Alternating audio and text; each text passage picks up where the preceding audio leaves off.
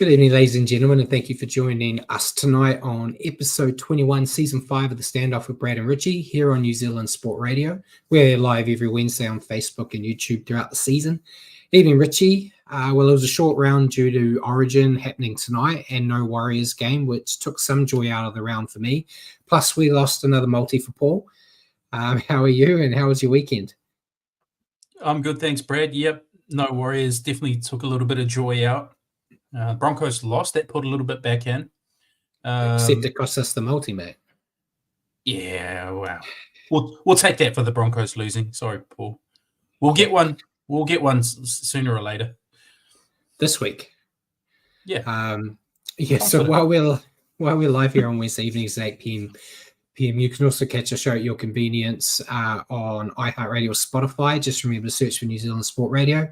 As always, we're going to cover everything you need to know in the week that was rugby league, including our top stories of the week, a review of the round 19 matches. We'll then stop and answer some questions from you guys, as well as questions we've prepared for each other. We'll then preview State of Origin, which is happening in a couple of hours, and round 20, and decide who we're picking before ending the night with a quick recap of Super League. So remember to send us comments and questions throughout the show, and we may as well jump straight into it, Richie. I know we want to kind of speed through, as I'm sure Paul's in the background because of Origin. So I've tried to reduce our news stories, but the big one that kind of came out over the week was the NRL announced that they're relaunching the Hall of Fame on the 21st of August with a special ceremony, including the induction of the first immortal since 2018. They'll also induct 11 male players, 6 female players, 2 coaches, 2 referees, and 4 contributors to the Hall of Fame. They have already confirmed that broadcaster David Morrow will be one of the people introduced this year, and he actually passed away, I believe it was today, today after battling brain cancer. I've seen a lot of stuff on social media, a lot of former players and that talking about him. So sad that, he's gone before he can actually officially be inducted, but at least he was told before it was done. Before I move on to your thoughts on it, I've got actually the explanation on what they're going to do with the Hall of Fame. So every year there's going to be 2 male players inducted, 1 female player. Then 2 coaches will be inducted every 4 years.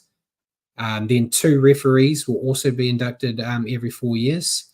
And then 3 contributors, which is print media, broadcast media, and admin, will be inducted on 4 years. And then podcasters. Surely podcasters should be in there as well. Yeah. I guess that would go under broadcast media. And yeah, the one immortal once every 4 years as well. So it's good to see it come back. I know everyone's kind of forgetting all the other Hall of Fame stuff and just talking about who they think the immortal is going to be. Who do you think it's going to be? Paliacina. It's never going to happen. I don't even know if they'd put him in the Hall of Fame. He's in my Hall of Fame. Yeah, and Simon says he's not a fan of the broadcasters being put in the Hall of Fame. I don't mind it. It's their contribution to rugby league. The ones that I think will get in, you're not going to have like your Paul Kents and things like that. I think it's guys like David Morrow who did a lot. You guys like Ray Warren, unless Ray Warren's already in there. I'm not sure. I've never really looked to see who's in the Hall of Fame. That was going to be my comment. You mentioned the broadcast being named, of course, the boxer, yes. Because I was unaware that he passed away. I was going to say, as long as he doesn't get drunk first. Simon has a good point there. It does have to be people who, this idea of a set number per year, I think it should be a maximum rather than a set number. And only if there's someone actually good enough, you actually put someone in. I don't think you should just put someone in because, hey, we've got to fill the quota. Yeah, exactly. I would rather see the broadcasters and stuff get in than the referees. I don't think the referees have been Hall of Fame worthy. There's probably only one, which is the old timer. If someone does like 5 or 10 grand finals, you've got to say that's Hall. Maybe he's in the Hall of Fame for a bad reason. It's not always. It doesn't have to always be for a good reason, is it?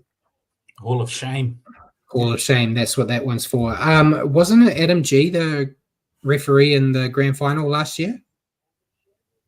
Yeah, I believe it was. Hold on, I'm just trying to see. And he is currently the ref that's getting all the shit. Yeah, it was. So the referee of the grand final last year cost the Warriors a game last week and had another horrible reffing night in a game he wasn't even meant to be officiating because he was meant to be stood down. Yeah. So you can turn out for a grand final once in a blue moon, Paul. So does this Hall of Fame actually have a physical place, or is it kind of a virtual Hall of Fame? I think they might have something in Sydney, but I can't confirm because I did see there was like a picture of someone standing by like a silver thing with the name on it. So I assume there's something somewhere. So it's not something. I'll quickly Google and see if it's something where people actually visit and as a. Yeah, you're meant to do the research, not me. But yeah, what do you reckon about it all before we move on, Matt? Yeah. Is it that doesn't it doesn't. Yeah, I mean it's cool. It doesn't like make me do backflips or anything. I think it'd be cool if we got some Warriors players named in the Hall of Fame, but I think Stacey's in it. Yeah, Stacey is in it. Yeah, and that registered on my radar, but yeah, I think it's probably very special for the people that have the ability to be inducted. Those of us like us that would never get in it, I can see why it's not as big. But yeah, as long as when they're doing players, it is spread around to deserving players from all clubs. You don't want to just see it be like a Melbourne Roosters, Panthers club. You want to see like your legends from the Tigers, the Warriors, Titans. I think Titans have probably only got one. Or maybe two, if you want to count. Like I'm thinking, like Campbell and Prince, off the top of my head. But yeah, interesting. There's only 2 players a year, so we'll see what happens. And good to see the female players. I think that will become more important once we've got more female teams around as well. But yeah, it'll be a little bit of news that we'll be able to talk about every year at some point about who's going in and who's not. So gives us something to chew on until Paul gives up and shuts us down. So we'll move on, shall we, to the next bit? The Dragons have been rumored to have met with Matt Lodge about joining them in 2025. And Paul just said the Hall of Fame is part of the NRL Museum that's currently closed. So I guess part of this launch in August, Paul, might be to reopen it potentially. I'd like to say that makes sense, but we are dealing with Australians. But yeah, so Matt Lodge, Dragons, another team for Lodge. You think he'd be a good pickup? You think Shane Flanagan can wrangle him in? Or I guess it's probably more, can his body hold up? Yeah, there's that. His body holding up because he has had his injury troubles. Randy Newman, I don't know. He actually had a period there with us where him with Adam Fanor-Blake was a nice 1-2 punch before the famous falling out. So we know he's got quality in him. It's just his body has to hold together and he has to turn up with the right attitude. But if Flanagan can get this Dragons team into the top 8, then I don't see why he couldn't get something good out of Matt Lodge. Yeah, and Simon said he's shocked that Matt Lodge is getting a contract. I agree. Or there's Jacko's point there too. Flano and Lodge, not a good mix. Could be like a chemical reaction there of the bad kind. Yeah, so we'll see. The Dragons are desperate to get as many big names. I don't know if you want to call Lodge is probably a big name for all the wrong reasons, but when his mind's to it, he's a handy player. But yeah, we'll see. We'll probably have news next week that he signed. But we'll go over to the other Dragons up in France. They the news out of them this week. We've got confirmations on some signings later on, but they sacked Takiaho and Jaden Nikarima after they were rumored to have pretended to be sick to skip training and go to a concert instead. Not the smartest, is it? It's not the smartest, but Super League's a working holiday, so you should be allowed to go to a concert instead of going to training, surely. Come on. There have been, I know it's not the best place to get your news, but on the social medias, there's a lot of conspiracies saying that, you know, they sack these two players and then like the next day they officially confirm their replacements, saying like, we've all been talking about the two that we're going to say have been confirmed for a while. So it's like, was it more that they wanted to get rid of these guys already? Catalan admittedly tried to get rid of Takiaho, or not. They tried to let him go last year. He was going to be a Bulldog until he failed his medical. But yeah, I'm laughing and it's tongue-in-cheek now, but I know if we were sitting here saying that, I'm trying to think, we'll say Jackson Ford and Luke Metcalf skip training at the Warriors to go watch. You're the music guy, not me. Who's a musician that would be in a concert here?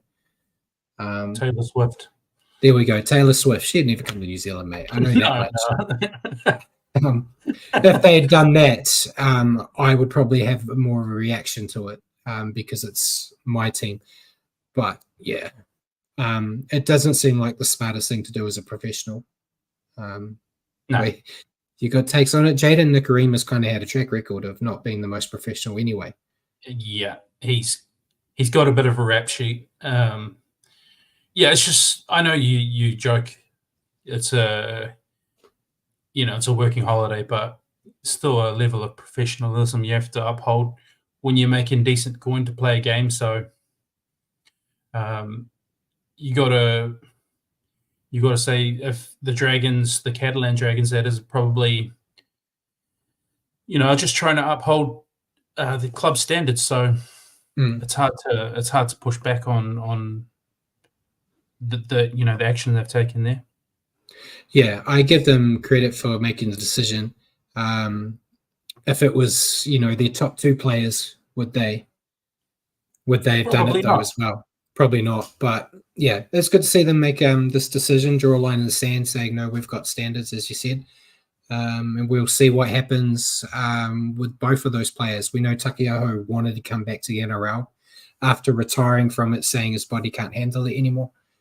But we'll see if he manages to get a team at some point. But we'll move on, mate. There was talk during the week. I haven't seen anything confirmed yet, but Jason Riles, who we talked about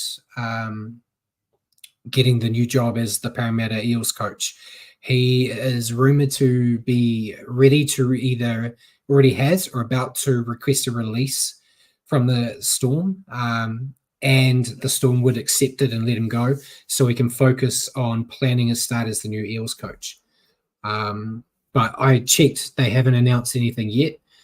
But you think that's a good idea for Jason to just leave the Storm now and focus on trying to fix that massive problem he's got? Yep. The way they're traveling right now, he needs to start yesterday.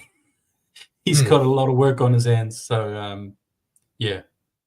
It'd be good for the Eels if that were the case and he was able to, get over there and start planning away and planning out his preseason and whatnot and the movies he's going to make. But yeah.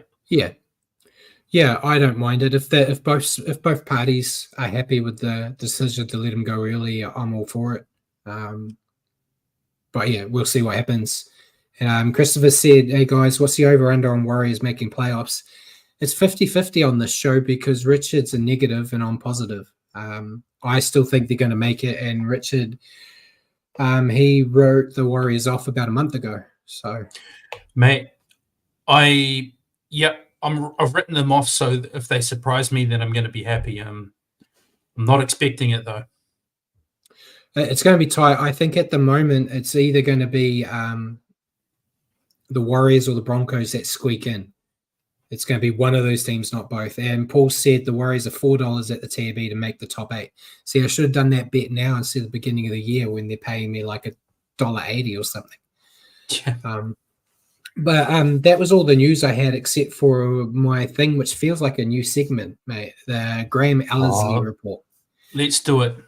Let's do it. So I thought the only way I can share the pain of watching him every Monday night is by discussing the big points out of it. So I've got a couple. He hit the ground running, mate. He explained as soon as he started that he does not come out on Mondays and apologize, as everyone says he does, myself included. He says he does come out and accept that errors are made, but he's never going to apologize for human error. So he said he's never going to apologize for bad mistakes, but he will admit when they are made. That's a fair point, I guess. Yep. Fair call. He did not explain. Jacob wants me to move on. Sorry, there's some good stuff in here. He did not explain, and admittedly, he was not asked by the media present why Adam G was reffing last round after telling Cameron George during the week that all officials involved in the Warriors-Bulldogs game were being stood down this round. And it was a shorter round, so you had quite a few refs that could have stepped in. And he was the guy in the bunker for that game who had all the criticism thrown his way. And, he was the official for the Sharks Tigers, so he didn't explain it. He did explain the Will Kennedy situation. Obviously, in that game where Will Kennedy felt the inner warrior in him and decided to run over the referee. He said that despite the contact with the ref not being deliberate, it needed to be treated seriously, and the 1 week ban was correct, as letting it off the hook would have had ramifications on all levels of league. What a load of garbage. Yeah, I'm sure this is something we can bring Paul in, because Paul loves defending these poor little guys in the zebra shirts. So it was a complete accident. It was. I can see both sides of it, but I was getting probably more annoyed at his explaining, because he basically said their onus is on protecting the referees, which I 100% accept, but he said it's the player's role to get out of the way of the referee, not the other way around, where I think referees are the ones that should be getting out of the way of contests. We see it in union all the time. I know it's happened with me, myself, in my old days. If a ref's in the way, you just push them out of the way, but you're not allowed to touch them. Kennedy's full-on sprinting in support, and if someone steps in front of you and steps in your path when you're sprinting as fast as you can and you accidentally collide, that's a completely different thing, in my opinion, to walking up to a referee and putting your hands on them. Yeah, and Adam G had his back to the play, so he wasn't watching the play where he should be keeping an eye on everything. And there was no time for him to move out of the way. I think they would have fought it if the Storm had fought it earlier on in the year when Jerome Hughes got in trouble. But Jerome Hughes did his one on purpose, as we argued as one-eyed Warriors fans. You saw he actually stepped into him. Where Will Kennedy was just a guy made a break and he was trying to be the support player to potentially score a try, and Adam G said, no, I'm going to stop this. Stepped in his path. Yeah. But it's as soon as you put intent into it, you're going to be arguing, that one was, that one wasn't, that one was, that one wasn't. By saying, look, if you hit the ref, that's it, guys. End of story. So don't hit the ref. Look where you're running. Similarly, the refs should try and get out of the way of play, right? They're there to monitor and to call fouls. They're not there to influence. But again, if you allow them to have accidental contact, you might find players trying to use the referee as a as kind of to create a hole, for example, or try and run at the ref. They did that already at the beginning of the year. Remember, they said the ref got a try assist they scored because he was in the way and they couldn't move him out of the way. So I mean, it's they're between a rock and a hard place. Whatever they choose is wrong. This way, at least, does look after the refs. Was it 2 games, or what did you get? 1 week. It's 1 week. Yeah. And look, so I'm fine with the decision. Right? I'm fine with the decision if they do it. Yeah, from now on, if that happens, it's tough luck, but it's a week. With all of these decisions, you've got to be consistent. You can't make it up. You can't go, this week we're going to do this. Next week we're going to do that. No, you got to be consistent with it, whatever you choose.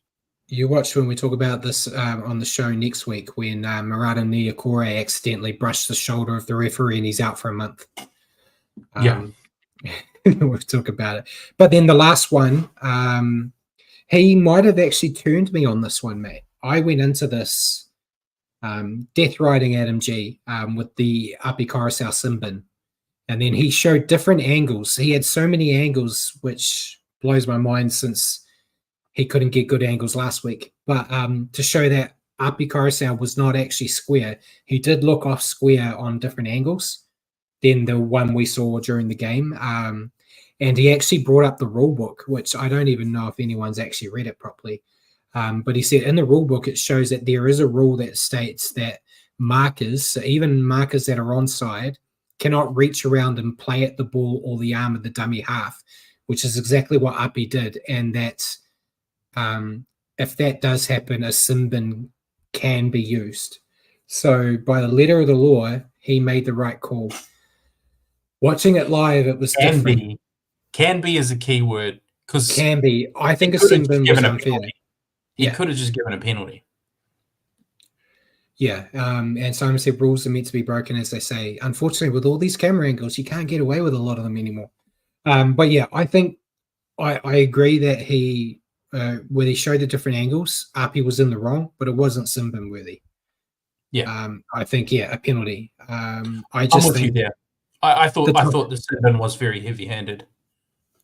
They're just trying to give the Tigers a record because that's I think they said it's like their 16th Simbin this year or something. This goes down to kind of how close were the opposition to actually scoring a try? Was it did that sort of kill momentum? At which point, then it's a yellow card. Then it's a Simbin to me. Whereas if it's just a normal part of play, penalty. They were like 40 out. Yeah, 40 out. Not exactly on the try line or anything. Not in the red zone. But it was also the Sharks playing the Tigers, so I think you could argue when you're playing the Tigers, you're almost always about to score. Everywhere's the red zone. Yeah. And Jacko said sending Api the bin should be banned. This guy is just tremendous. Yeah, you can see he's busting his ass out there. He's got a couple of harsh ones lately. Yeah, he's getting really punished. It's punishing enough going down to the Tigers at the moment, let alone being picked on while you're there. But that was it for the news. Hopefully we don't have to talk about any decisions after this week, but we will. Who knows? So we'll go on to signings. There were mainly extensions. So we talked about it last week, but the Titans officially announced that Kieran Foran's signed on for an extra year. Yep. Josh Aloiai has signed a 2-year extension with Manly. And then we talked about the Catalan Dragons. So they confirmed Luke Keary's actually signed a 2-year deal, not the one that was rumored. And Elliot Whitehead from the Raiders is going on a 1-year deal to the Dragons. Good signings for their name. Very good signings. Fill those holes that they've just opened up with those sackings. Yeah. Then Matty Nicholson has signed a 3-year deal to join the Raiders. He's coming from Warrington, originally a Wigan player that went to Warrington, now coming down to NRL. And then Taylor May has now officially signed a 1-year deal with Hull KR, as we spoke last week, saying that it sounded like he'd join his brother there. I tried to find more details on it, like if he's effective immediately, so he could play for them this weekend if they wanted, or if they're going to wait and see about his court hearing. Paul's an international man. I don't know. How does it go if you're going to court in March in Australia for a alleged domestic violence thing? Can you go and work overseas? Or does he have to stay? Well, he's already been in Hull. He's gone over straight away. So I guess Australia's happy to let him out. But it depends what your bail conditions are at the end of the day. On this one, I I haven't looked in it enough. I tried, but there's a lot of stuff about him out there, so it's really hard to find the actual news. But you got any thoughts on any of those signings, Matt? Raiders sure do love an Englishman, don't they? Lose They one, seem to replace him work with another. They Yeah. seem to work under Sticky. Yeah. A lot of them. I guess the only one was what's his name, the halfback that left. Yeah. Oh, Out of sight, out of mind, mate. He's out of my yes. head. I'm going to say What's Williams or his something. name? George Williams? I think so. No, Where he he got moved to homesick. No. Oh, what was his name? Google. And Jagger said, unless the courts make you submit your passport, you're free to travel. And yeah, I'm so shy. George Williams. It is George Williams. Yeah. Yes. So he's kind of the only one I'd say didn't really hit the ground running for them. He did well, but got homesick. Yeah, which is what Simon said. The English players get very homesick and disappear halfway through. Yeah. So I'm hoping it does well for him. He seems like a talented footballer. It's always hard to judge up there. Yeah. But we've seen the current crop that came down this year doing all right at Newcastle and the likes. So yeah. Hopefully there's some more. Anything else you want to add before we go into injuries, Matt? No, let's march on. There's heaps of injuries. We're at that time of year where a lot of injuries are season ending now because there's not a lot of time left. But the big one for us, Tohu Harris from the Warriors, he had a wrist fracture that he's been dealing with for a while. He's now had surgery on it and is going to miss the rest of the year. I was actually having a conversation with my grandmother of all people, Matt, about it.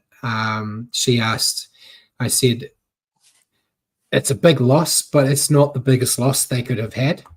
Yeah. So I'm actually not as concerned, as bad as that may sound. I'd much rather have him go off now, get the surgery, get rehabbed, and have a full preseason as opposed to pushing through the pain and that for this year and then missing all the preseason because he's having surgery in the off season. Yeah. So I think it's a better idea, and I think Dylan Walker's done a great job replacing him at lock. Yep. And Paul said the Warriors aren't making top 8 anyway. I'm still on the train, Paul. I'm still going to make it. We'll see what happens on Friday if that changes my opinion next week. But yeah, and then Rabbitohs, Jai Arrow, he did his rotator cuff. He's now out for the season after having surgery. And also Ewan Aiken from the Dolphins, he ruptured his pec and has had surgery and is out for the season. So they're the three big ones. Season enders. Api Coruscant got Simbin and he injured his calf. They think he might only miss this week, though, which is good. From the Tigers again, Alex Seifert, he has a 10-day stand down for an HIA. Yeah. And Jacko said Metcalf's due back in a month will be interesting, but maybe leave him until next season. We'll talk about that later because that is actually Richard's question to me, spoilers. So we'll talk about that later. Jesse Colquhoun, I don't know how to say his name.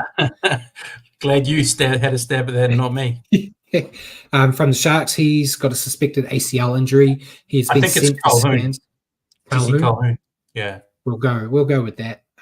See, I mess up all names, Matt. He's been sent for scans. There was no update on the Interweb website or the Sharks website when I checked just before we went live. So nothing on a length of time to come back. Cody Nikorima has a sternum injury, but is going to miss no time, but is going to have to manage the injury with injections. And then the last one was Max King. He also fractured his wrist. He's visiting a specialist. If surgery is required, he'll basically be done for the year. It's like an 8-week return. Yeah. Any thoughts on any more of those injuries, Matt? No, all good. We're at the right time of year where everything's going to be season ending now. Yeah. Naughty Boy Corner. We've only got one, which we already talked about. Will Kennedy from the Sharks ran into referee, 1 match ban. So that's all of it, yeah. And we're on Paul was on we've got to wrap those refs in cotton wool. And I'm on if they're in the way, run them over. Yeah, give the ref a week for getting in the way. Yeah, I want to see sanctions on those referees. It's not American football. They don't need to be blockers. But yeah, as we said, yeah, if every time that happens, it's a week, I'll It is grin and what it is. bear it. Yeah, if they have one next week where it's like a Panther, if Nathan Cleary does it this weekend and they let him off, then I think we're going to have another conversation. If Nathan Cleary did it, Annesley would come out on Monday and apologise to Cleary. Yeah, it'd be the first official apology from the Ellerslie report. So we'll move into the round. It's a shorter round. First game, it kicked off with the Dolphins defeating the Rabbits 36-28. Yep. And beforehand, sorry, Ruse here, and he just said, remember Tony Carroll. Yeah. Need him in the head, knocked him out cold. Yeah. I shouldn't laugh. It's not funny when someone gets knocked out cold, but yeah. Got him good. But yeah, Dolphins defeating the Rabbits 36-28. Yep, 6 tries apiece for the Dolphins. Jack Bostock, Tavita Pangai Jr., the boxer, Herbie Farnworth, Cody Nicorimas, Sean O'Sullivan, and Trey Fuller. For the Rabbitohs, Jai Gray, Jacob Gagai ×3, Alex Johnston ×2. Yeah. Still a long way away from my leading try scorer I predicted, Bloody Johnston. Rabbits had to pick this year to fall apart. Dolphins lost most of the stats, but and didn't play their best, making 13 errors and missing 44 tackles. And they were lucky that the Rabbits left their kicking boots at home. Lucky to get the win here, but at this time of year, any win counts. Your thought on the Dolphins? Yeah, they scored 3 tries, 3 converted tries, that is, and then another shortly after halftime. That was enough to establish the lead. That was just tough enough for the Rabbitohs to not peg back. They had some good moments, and they kept the scoreboard ticking over regularly throughout the game. Although it's like another game this round, they did let some late tries in to make it a bit nervy toward the end. Yeah, and your thoughts on the Rabbits? The biggest problems for the Bunnies in this one: slow start, poor execution, and classic example, Tane Milne bomb try. Had options inside, outside, went neither, and got yelled at. And the goal kicking. I mean, it's tough for Cody Walker's not a regular goal kicker, but yeah, I think all up for the Rabbitohs, 2 out of 6 off the tee. Just not good enough when Asako's gone 6 from 6. Yeah, the Rabbits did more than enough to win here. They kept their error rate down, which when they've done that this year, as slim as it is, they've usually come out winners. And they did make the most of a lot of their opportunities. Fortunately, Cody Walker had a shocking night at the kicking tee, which ultimately proved the difference here. Add this to the tally of games that many teams this season are going to regret letting slip. Tane Milne. What was he doing there? He just had to pass in or out. Yeah. He had 2. Oh, that could have been the difference here. He deserved the spray he got. Yeah. Your player to stand out. I went Trey Fuller. I think whenever Hammer's been out and he's been called upon to deputise in the fullback jersey, he's been outstanding. And I thought he was very good again. Yeah, and Paul's got the fantasy. So Alex Johnson led the fantasy points with 66, and Herbie Farnworth was top for the Dolphins with 64. This may be the first time where neither of us for a while have picked the fantasy guy, because I went with Jermaine Osako without his goal. That's low scores to the fantasy guy. There wasn't a standout fantasy person in this one. Yeah. Without his goal kicking, they lose here. Probably not in hindsight, not. But yeah. But going 6 from 6. Yeah, going 6 from 6 in a game like this where the other team is all over the shop with their goal kicking accuracy, having a steely goal kicker is very important. So yeah, I wanted to give him credit there. Yeah, fair.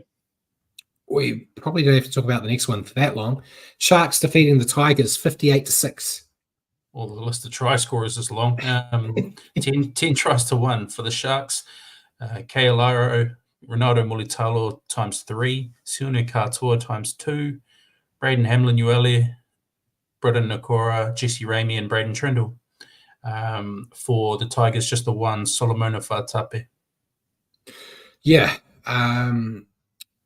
Yeah, Sharks look sharp here, albeit against very little defensive structure, but they needed to put the Tigers away, and they did that with plenty of time to spare. Good to see them put the foot down and not back off in the second half, scoring 6 tries to 0 in that second half. Hard to say that they can perform like this against a top-tier side, but that's a concern for them on another day. They can just be happy that they kept their top 4 goals alive with this win. But yeah, your take on the Sharks? I agree with Rob in the comments. Sharks heritage jersey, very nice. Yeah, I thought it was a clinic from the Sharks. After a patchy few weeks, they finally clicked into gear and put on an attacking clinic.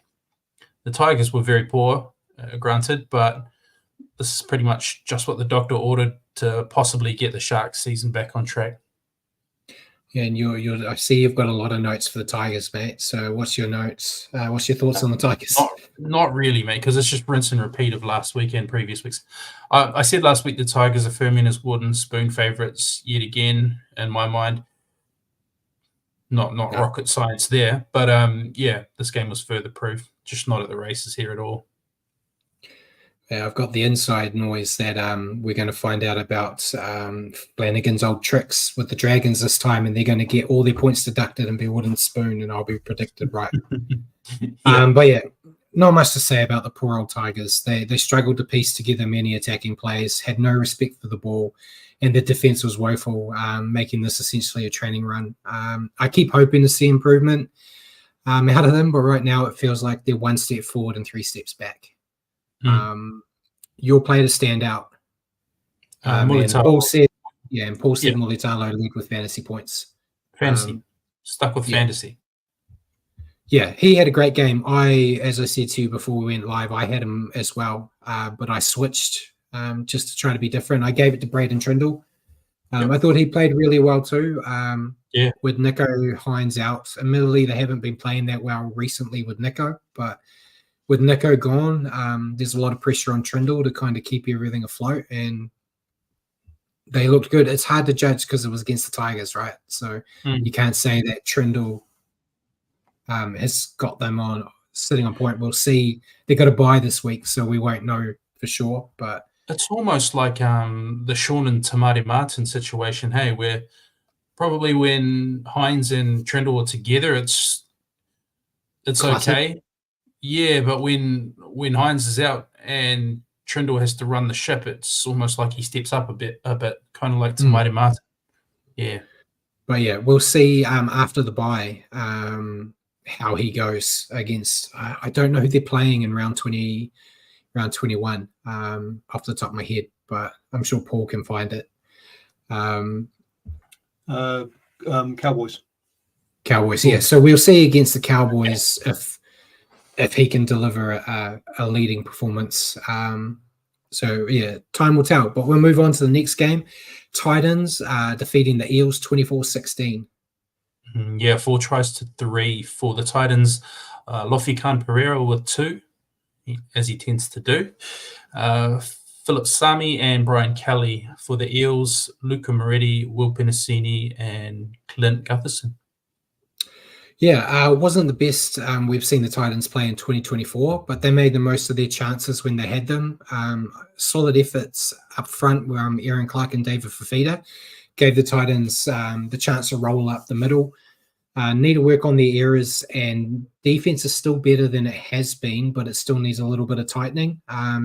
They're keeping themselves in a race for a top 8 if they can keep notching up these wins. As Paul said, they're on a 3-game winning streak. If they keep getting the wins, it's not entirely out of the realm of possibility, which is crazy when you think how many rounds was it till they got their first win?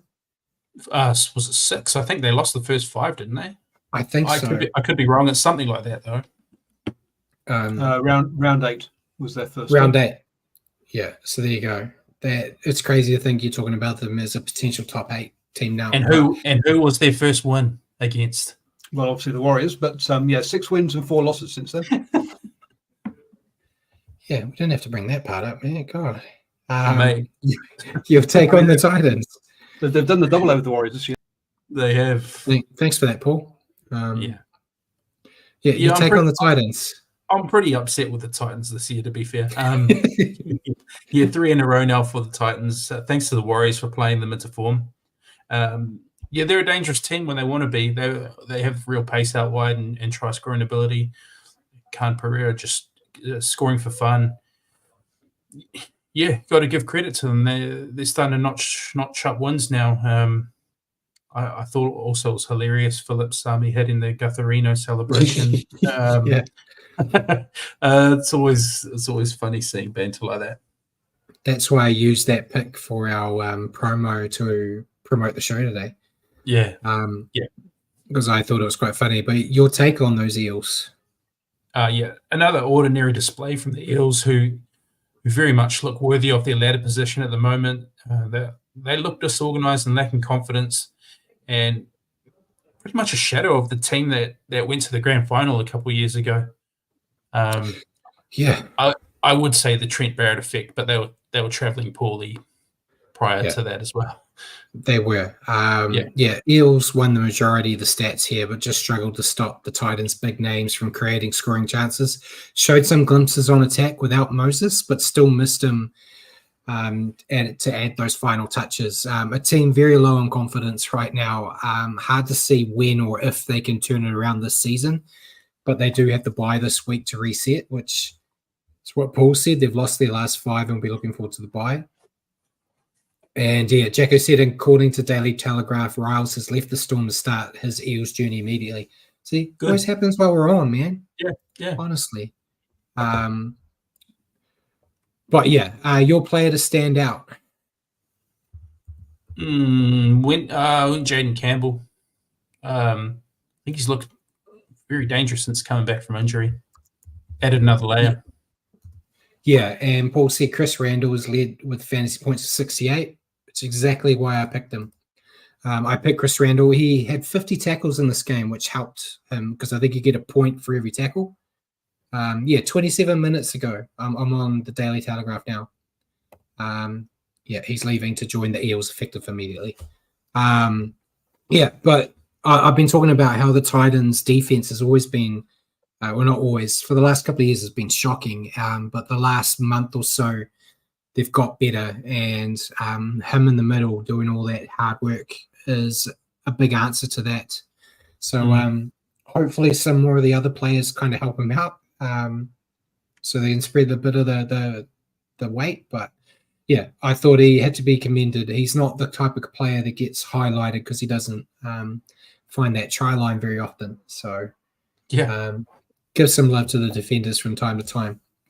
So we'll move on to the next game, the multi-killer for both Paul and myself. The Dragons defeating the Broncos 30-26. Bjorn, I don't think's here, but I saw him harass me on Twitter while this game was going on, just like you were harassing me in Messenger while the game was going on about he was looking forward to watching me praise the Dragons in this game.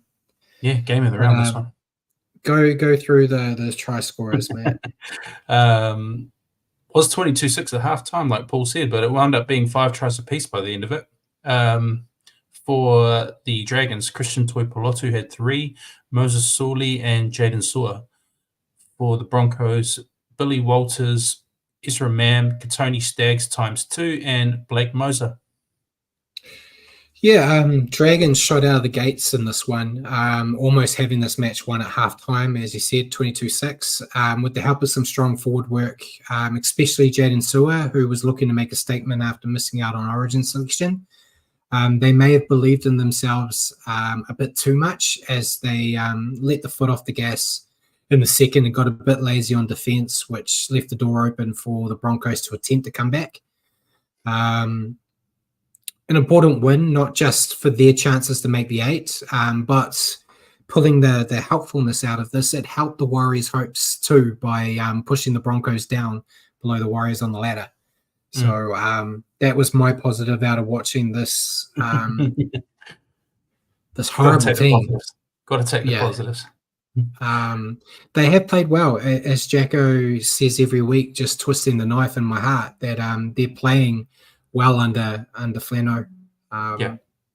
So yeah, your thoughts on the Bloody Dragons, mate? Yeah, Jacko took the words out of my mouth too. I thought it was a fantastic first half from them. They brought their power game, and the left-hand side of Sully and Tuipulotu were causing real havoc. The momentum did shift, and the Dragons allowed the Broncos to force a tight finish, but great result on the road at Suncorp for the Dragons. Like you say, Brad, really good for their season prospects. Yeah, and your take on the lowly Broncos? Yeah, a real game of two halves. Horrible first half from the Broncos that essentially sealed their fate.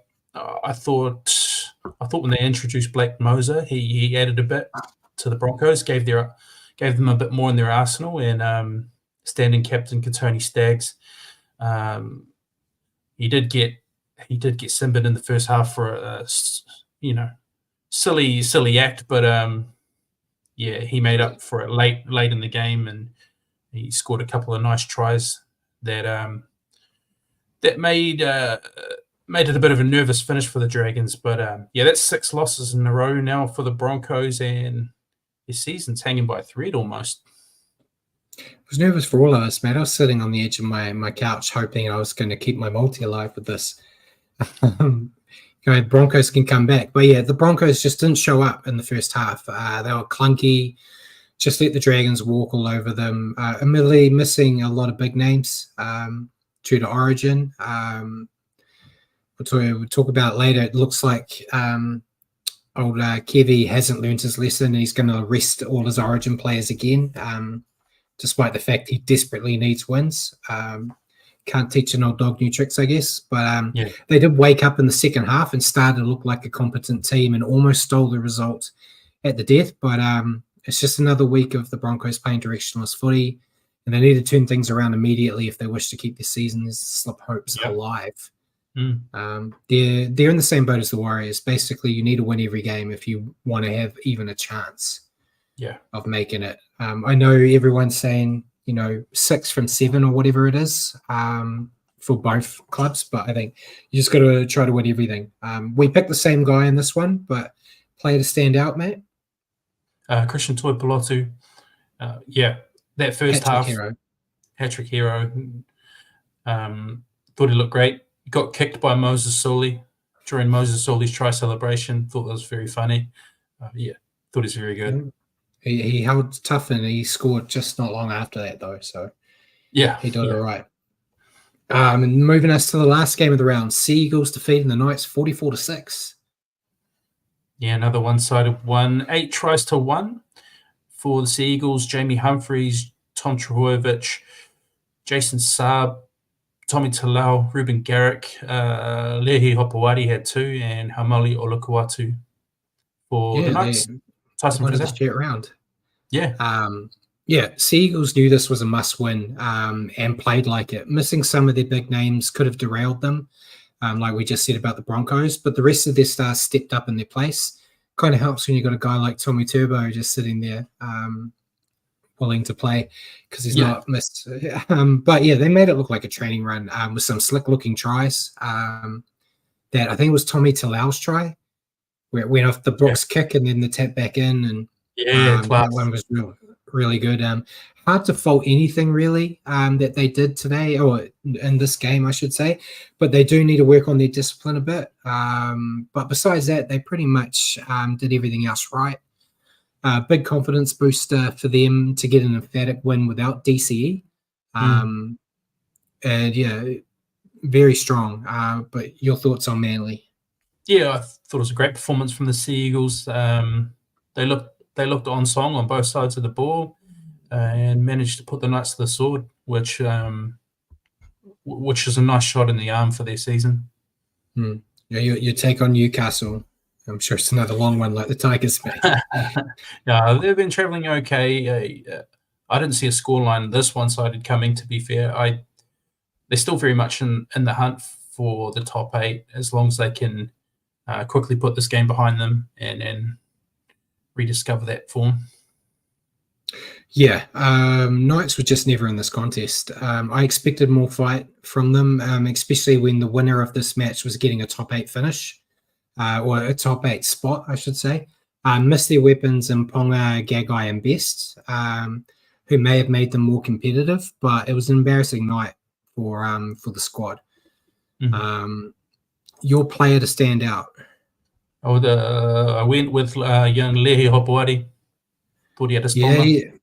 he led with fantasy points, as Paul said, with 81. Yeah, he's been looking really good. Yeah. And his chances. Just another Hopewadi staking his claim. Yeah. I went with Jason Saab. It might be biased here. As I told you before the show, I was heartbroken at losing my multi, so I did a same game multi for this game where I said Manly would win, Tommy Turbo would score, and Jason Saab would score. So in the 21st minute when Saab crossed, I was like, Easy money. my player of the day, straight away, because he gave me the money. And yeah, Paul said he led the line breaks with 4. Imagine if the Titans could have lured Saab there and you had Cam Pereira and Saab on your wings. Oh, stop the fight. Yeah, but yeah, a good win for Manly. Would have liked to see some more close games in this round, but you kind of expect it when a lot of teams have been depleted severely due to Origin. But yeah, that is the shorter round, so I don't know if Paul has got tips. So it's our tips. Very even contest. Most people that are still tipping got 4. Bjorn only got 1, which has seen him shoot down, but Simon's still leading. 1 point behind him is Rockin' Horse Road. 1 point behind them is me. Then 1 point behind me is ACT Hellcat, and you are also on the same amount of points. Yeah, Richie.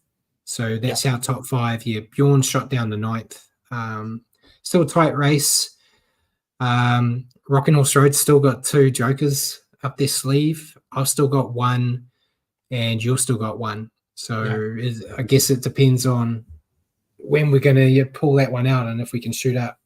But yeah, time will tell. So we'll move to the ladder. I got the top 8 last week, so I'll give it to you, which is even better because it's the exact same as last week. Yeah, there's been no changes to the top 8. Melbourne first, Penrith second, Roosters third, Cronulla 4th, Bulldogs 5th, Dolphins 6th, Manly 7th, Cowboys 8th. And then the rest, we've got the Dragons have shot all the way up to 9th. Newcastle have gone down to 10th. Raiders have gone up to 11th. Warriors have gone up to 12th. Broncos down to 13th. Cowboys. Titans have moved up to 14th. Rabbits have moved back down to 15th. And then we've got the Eels and Tigers 16th and 17th, same as last week. What I find funny is the Raiders are on a 4-game losing streak, but move up because of the bye. Yeah. So that was with that. And yeah, Simon said it's interesting the Dolphins are the number 1 team in Brisbane now. Who would have thought that at the start of the year? Yeah, it's crazy. The way everything's going, I think they're probably going to keep that unless they do. I'm gonna stop saying they're going to fall out of the 8. I'm going to give them a pass for now because they keep proving me wrong. Yeah, every bloody week they prove me wrong. But Warriors are going to get up there. Just hate to be that guy harping on it. I know Paul does bitched about it last week, but if we got those 2 points like we should have against the Bulldogs, we would be we'd be 10th, so we'd only be up 2 spots. But it would have been nice. It would have made it a little bit nicer. But yeah, pressure's on. I think. Basically, Warriors to Rabbits, pressure's on every game could really change where those 4 teams are sitting. Because they're all so close. You look at who the Warriors have got coming up. Obviously, the Raiders this weekend, followed by the Tigers and the Eels. So you then got the 2 bottom teams. So if you don't come out with 3 wins from that, then you don't deserve top 8, to be honest. Yeah, I think they can win every game left. The one I've got the question mark on is Manly. Playing Manly, I think it's going to be tough. But Sharks will be tough. No, Sharks are done. Top 4, top small, mate. Okay, so this is the Warriors side who have won 2 games out of 8 away all season, and you're saying Dolphins and Sharks in 4. We say this every week. You got to stop looking at that. One of our home games was away because we played in Brisbane. The so they can't travel. And we should have beaten the undefeated at home Bulldogs as well. So so can't travel for toffee and are going to play the 4th and 6th place currently, top 8 teams away from home. I think winning all the final games is a massive ask. You're so negative, Paul. Stats. So, is this hatred coming due to the fact that England lost to the All Blacks, or is this just? This is just twice. Just spicy data. That's all it is. Spicy data. Yeah, it's going to be interesting. There's a lot of moving and shaking. I think that's going to happen before the season's done. And yeah, Jacko said that Gould made an interesting comment that it may take less wins than normal to make the finals. Yeah, I think with how tight it is, back in I think even last year you kind of needed like 30 or 32 points to make the 8. I don't know if you're going to need that many this year with how tight it is. That's where teams like Manly and the Warriors have that edge, where they got that extra point due to the bye, where it can really separate you. You don't have to rely on points differential. Not the draw. The draw, yeah. So the Raiders made the top 8 last year with 32 points. Yeah. But yeah, time will tell. It's going to be interesting. So we'll move into questions. I think we answered everyone's questions, didn't we, while we were going through like normal? Yeah, you can ask a question now, aren't you? Sorry? You can ask. I did drop you that question in the chat that you gave me an answer for, but if you look at the top 4 from last season, and you got the Panthers and the Storm based first and third in the table, and then you've got the other top 4 being the Broncos and the Warriors, and they've dropped out of it and haven't been consistently in the top 8 all season. What's the difference? Why do we see the Storm, the Panthers perennially at that end of the table in that top 4 places, whereas no one else seems to be able to stick it, and they're up there one year, they're down the next, up there one year, down the next. I think they cheat, Paul. Yeah, aside from cheating, I think those 2 clubs, Melbourne in particular, their system's been unmatched for the better part of 2 decades. And the Panthers are now at that level too, where they've just turned themselves into this machine that even when they lose people, it's like a production line. They just bring out the next guy who does the job, and they're a development club. They're known as a rugby league stronghold area, but they've just got all that development right. And the next tier that comes through just seems to keep them up there.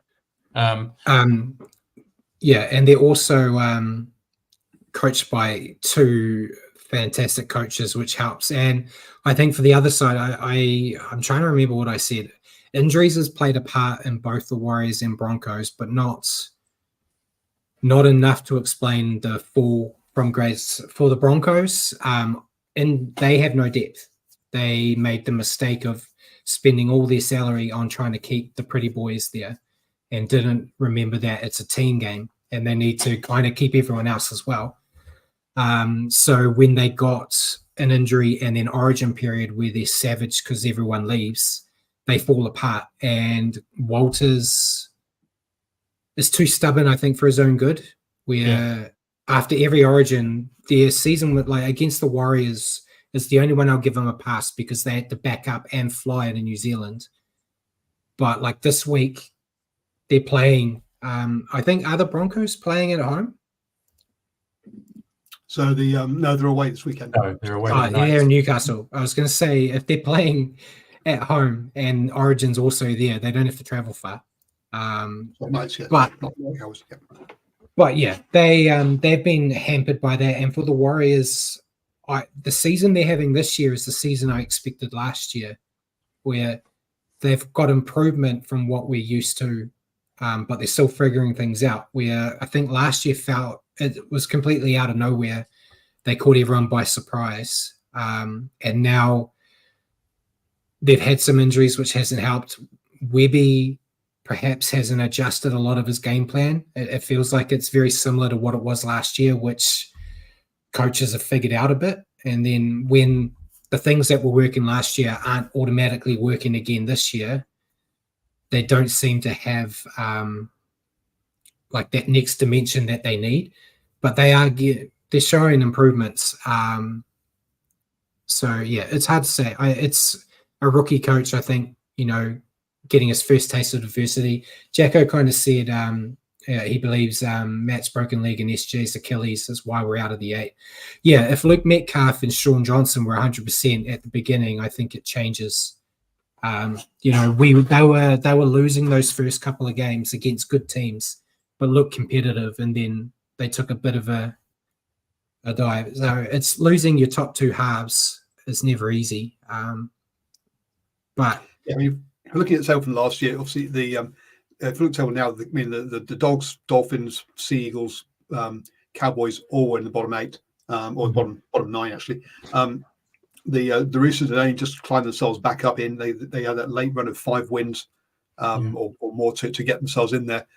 So they weren't solid last year. The Sharks, they bounced around pretty much where they are now. So the Sharks need to be consistent, as the Storm and the Panthers. Otherwise, yeah, the other teams have all sort of bounced around a bit there, who are getting contention. Anyway, but like there's generally always one. Like the year before, the Cowboys were a top 4 side. Then the year after, didn't make the 8.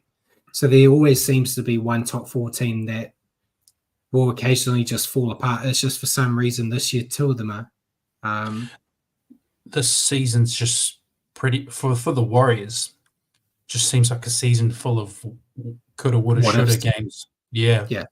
So many what ifs. As long as they take the lessons from them for next year, it'll be worth it. But yeah, it hasn't been great, but they're still going to make the 8, so it doesn't matter. Your question to me, since we kind of talked about Luke already, we may as well keep going. Yeah. Okay. So my question to you was, if Luke Metcalf becomes available late in the season, which it's expected, and we're still in with a chance of making the top 8, would you roll the dice and bring him into the team for what he could potentially do for the team, or is it not worth the risk to you? I'm on the fence at the moment. If they're going to make the move and bring Sean back in to replace Tamati, and Luke's ready, I'd say, yeah, throw them both in.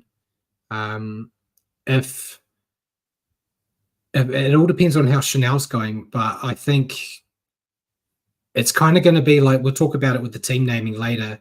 When I picked who I thought the team would be, who coincidentally I picked the same as Webby in the end. You could play Tane Tuapiki at fullback, or you could play Roger, or you could find a way to put them both out there. So I think in that situation, I have to go the same way and say, yeah, I'd much rather have Chanel and Luke in my 17. And the way to do that would be to have Luke at 6, Chanel on the bench. He can fill everything. So yeah, I probably would go with Luke. I guess it depends where they are. If say the Warriors lose the next 2, and then he's ready. If they lose the next 2, finals is out of the question. Why would you bring him back? If the season's already done, give him the extra time to rest up so he's 100% for 2025. If you're still in the running for finals, then yeah, bring him back in. I think that's kind of sitting on the fence. Said, yeah, bring him back or not. Well, yeah, I understand. It all depends on situational. It is very situational, right? Yeah. If they're still in the hunt, I'd like to see him back, but only in a way where Chanel keeps a bench spot. I don't want to see Chanel out of the 17. But yeah, in that case, you drop Freddie, keep Chanel in that situation for me. But yeah, what about you? Yeah, I mean, if he's near enough to 100%, yeah. If we're still in the hunt, I think he was looking the goods earlier in the year. It is a gamble. It is a roll of the dice, like I was saying, because, I mean, you don't know how quickly it's going to take him to get back up to speed. He's had most of the season off. but there's a lot of potential there. I'd be very tempted. Yeah, especially if Sean comes back. They had that combination going. It would seem harsh on Tamari Martin, because if you keep Chanel as a bench utility and bring Sean and Luke back. Chanel's going back to win the New South Wales Cup, mate. If you listen to the an interview he did before the season, they were asked that question. It was an interview with him and Chanel, saying like, there's you guys, there's Luke, and there's Sean. How's the fight? He said, like, they're all competitive. They all want to be in there, but whoever doesn't, it's going to make it a hell of a New South Wales Cup team. So he was already of the mindset of, if I'm not playing first grade, I'm going to give it all, which is fine. And thankfully, it's not a decision we have to make. It will be interesting. Once all hands are back on deck, it will be interesting to see what Webby does. But my question for you, mate, 2 of last year's top 4 are struggling. It's like Paul read my notes before he asked his question. But I've got to change to it. If only one of those 2 that are struggling, the Warriors, Broncos, are to make the 8, who do you think it's going to be? If you could put your money down out of the 2 to make the 8, who would you put your money on? I know what the answer is. If it's who do I want it to be, because it's my beloved team, and who do you think? The team I hate the most. I think we're traveling a little bit better than the Broncos right now. All bias aside, we've had everybody's traveling the Broncos at the moment. No one is traveling as bad as the Broncos at the moment. Oh, say it again! I love the sound of that. Even the Tigers are traveling better than the Broncos at the moment. They got two wins out of the last 5. Oh, say it again! But I think based off that, even bias aside, I think the Warriors. In my heart of hearts, I think both of these sides are probably going to miss. But if I gun to head, I'd say Warriors. Because Broncos are playing like trash right now and missing Adam Reynolds too much. Yeah, I've gone with the Warriors as well. I think the Warriors draw is a bit better. I'm just looking now. Broncos play the Knights this week. They play the Bulldogs the week after, then the Titans, then the Cowboys. Then they have a bye. Then they play the Eels, then the Dolphins, then the Storm. Not a lot of those are easy. I think you could argue that maybe they get their shit together and they win every game, and then Dolphins, Storm, I think they'll go back to back losing those. But believe it or not, they got they're in Newcastle this week, then they're in Brisbane, then they're at the Gold Coast, then they're in Townsville, then they're in Brisbane. So they're spending a lot of time in Brisbane, which is going to help them. Yeah. Which it feels like they were in Brisbane for the beginning of the season too. But it feels like that being at home is going to help them out. But I think they've got a harder draw. I mean, Newcastle's never a gimme. Bulldogs at the moment are a tough game. Titans are playing quite well now, and Cowboys, both Queensland derbies, they're always pretty tight. Then who did you say? Storm? I think the only gimme there is probably the Eels. Yeah. With how they've been playing, you can't really say those other games will be easy wins or anything either. And Simon's guessing the Broncos Dolphins is played at Suncorp. Yeah. It's at Suncorp. Brisbane Broncos are the away team. But it's a home game for the Dolphins. But so we may as well move into the round, starting with our Warriors Raiders teams. First game this week, 10 o'clock kickoff New Zealand time, which is awesome. Give me the Warriors team. I see Mark Roberts has said the Warriors need to keep Lecker in the side if they want to make it in there. He's going to give us the extra edge, I reckon, which I find hard to disagree with. So give me the Warriors lineup, mate. It is as follows. Tain Tuapiki at fullback, the wings. Dylan Watene-Zelezniak and Roger Tuivasa-Sheck's moved up to a wing. Ali Leotawa's returned in the centres. Let's hope he can avoid injury this time. Adam Pompey is the other centre. Halves, Chanel Harris-Tavita, Tamari Martin. The forward pack, Adam Fanor, Blake Wade, Egan, Mitch Barnett, Maratini Akore, Kurt Capewell, Dylan Walker. So let's hope those two Origin players are good to go 2 days after Origin. Interchange bench, Freddie Lussick, Jackson Ford, Jazz Tifanga, and Mark Roberts' mate, Leka Halasima. Hope for another big one out of him after his very strong debut. Yeah, and I assume if they don't back up, we'll see probably like Bunty and Tom, or maybe one of those two and Jacob come into the 17. And yeah, Simon said the game will be live and free to air on Sky Open this weekend, or on Friday as well. I'm very happy with the team. It's the team I predicted when I did my review last week. Not knowing, I think, like we said last week as well on the show, I anticipated that Marcelo wouldn't be there, which is why I moved Roger to the wing with that idea of having I'd much rather have Roger and Tane in my back line than just picking one or the other. And I think with what they got, I'm happy. Barnett needs to back up. It's going to be tough, playing tonight and then playing on Friday. But he's tough. Kurtz has been playing all right since he's come back from that injury, but he's not as big as a loss as if Barnett didn't play. Barnett's kind of that figurehead in that pack, so we need him. Great to see Leka there again. Looking forward to seeing if he can do a few more big runs like he did in his debut. Great to see Leotawa back as well. Bit of a full circle one. His debut game was against the Raiders in Canberra. I think it was. It was Croker's 300th game, wasn't it? It was, his debut, and he likes playing there, so hopefully we see more there.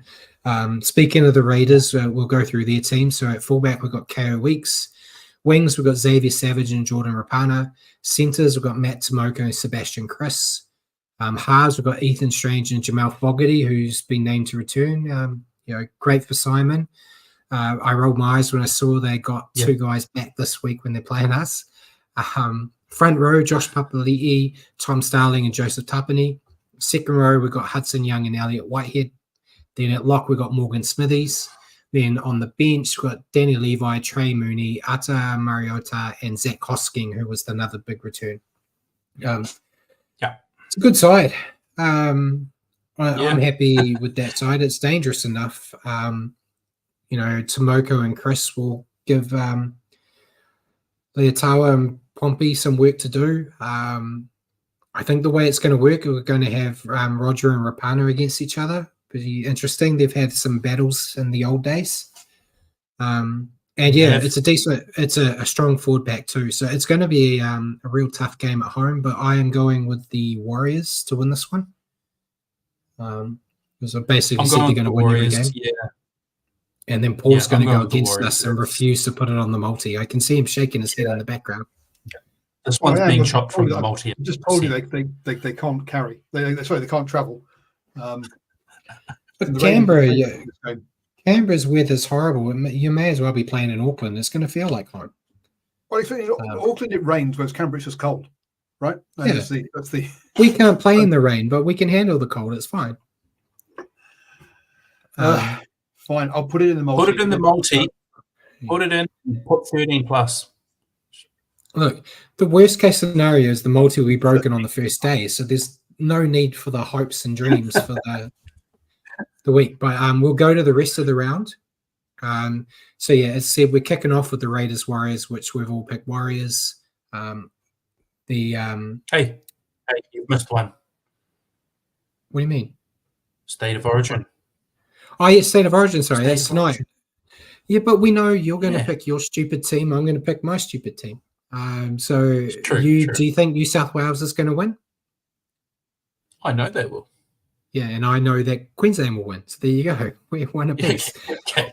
All right, let's get going then. It brings some actual knowledge to the situation rather than you two just going with your home teams. The TAB have got the Queensland at $1.80 and New South Wales at $2.02. So they're slightly going with Queensland as slight favourites. Yeah. And then we've got Raiders Warriors, where we both pick Warriors. Saturday, we've got Rabbits Tigers. I've gone with the Rabbits. Could be brave to pick the Tigers. I'm not doing that like I did against the Roosters, man. Then the next game, We got Knights, Broncos. I've gone with the Broncos. I feel like the Broncos have to get in the losing streak at some point, right? No, I'm going to go Knights, hey? Yeah. If Kivi's going to be stupid, yeah. Thank God for saving me putting that one in, Ricky. You're welcome. Then the next one, probably the game of the round, Storm Roosters. I've gone with Storm. Ooh. Yeah. I may have gone the other way if they were playing in Sydney, but it's in Melbourne. I'll go with the home team. Yeah. Yeah, me too. That's a tough one though, eh? It's a toss of a coin. Yeah, I think you're right. We're in the Storm 8-1 at home, but the TAB are going with the Roosters at $1.73 with the Storm at $2.10. Cowards. Yeah, and then the first game on Sunday we got Panthers Dolphins. I've gone with Panthers. There's some young guy called Cleary playing his first game in a while, so I think that might help. He's got some reps on him. Apparently he's going to be good. Yeah. Then we've got Seagulls Titans, where I've gone with Seagulls. I think at home. Yeah, me too. Although it could be a good game. I think Titans are in some decent form. Yeah, and then the last game you're going Seagulls? Yep. Yeah. Then last game we got Cowboys Bulldogs. I've gone with Cowboys. I know Paul will like this. I actually listened to him. Bulldogs love winning at home, but they can't win away. Yeah, so, which is why I went Cowboys as well. Yeah. And a bit concerned about your Sea Eagles Titans one, to be honest with you. The Titans on a 3-game. Yeah, me too. On a 3-game streak there. But the Sea Eagles won their last 2 as well. So, and the that Eagles could be cut from the multi one. No, Eagles at home 7-2, and Knights 4-5 away from home. Yeah, no, this is I'm convincing myself in the end. Yeah. Where have we? We've never led you astray with these multis. I don't know why you're so narrow about it. I think the bye might get the Eels this week too. Yeah. Yeah. But yeah, so you've locked your multi in, Paul? Yep. Mark Roberts made a good comment as well, saying Eagles will want to give a bad homecoming for Desi. Yeah, they won't want to lose to Desi at home. So yeah, $2 on. If we win, we get $31 back. Nice. But, let's be honest, we've only won 1 this season so far. So there we go. That's more than the multis I've put on my own TAB account. I haven't won 1 yet.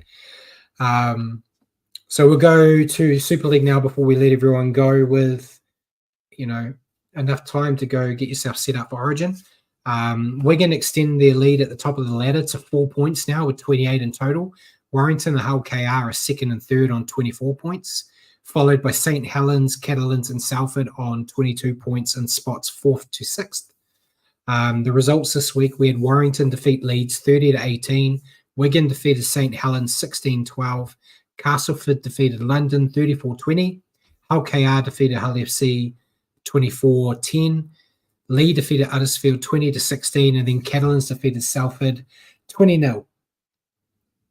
And then this week we've got Uddersfield versus Salford, St. Helens versus Warrington, Lee versus London, Hull FC versus Wigan, Leeds versus Hull KR, and Castleford versus Catalans.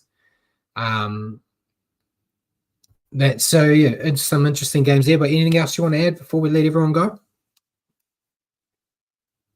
Hope everyone enjoys the round of footy in Origin tonight. Let's go New South Wales. Yeah, hopefully Queensland do it well. But yeah, ladies and gentlemen, thank you for tuning in tonight and joining us on the Standoff with Brad and Richie here on New Zealand Sport Radio. For your weekly update on rugby league, remember to tune into our show next week at 8 p.m. on Facebook or YouTube, or at your convenience on iHeartRadio or Spotify. Just remember to search for New Zealand Sport Radio. Cheers again for joining me, Richie, and cheers for your help in the background, Paul. And good night, everyone. Go enjoy Origin.